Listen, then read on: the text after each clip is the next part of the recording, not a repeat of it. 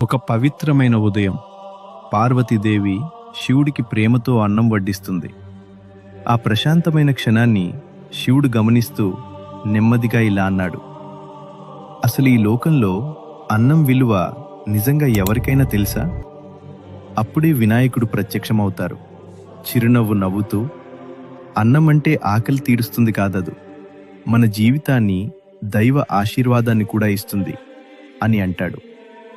అలా చెప్పి వినాయకుడు తన చిన్ని చేతులతో అన్నాన్ని తాకగానే ఆ అన్నం దైవ కాంతితో మెరిసిపోతుంది. బంగారు కాంతి చుట్టూ వ్యాపించింది. ఆ దృశ్యం శివపార్వతులను కూడా ఆశ్చర్యపరిచింది. అప్పుడు శివుడు చిరునవ్వుతో వినాయకుడిని ఆశీర్వదిస్తూ ఇలా అన్నాడు, ఈ లోకానికి అన్నం విలువ నేర్పే దేవుడివి నువ్వే గణపయ్యా. ఈ వీడియో ఒక ఉద్దేశం ఏంటంటే, అన్నాన్ని గౌరవించేవాడే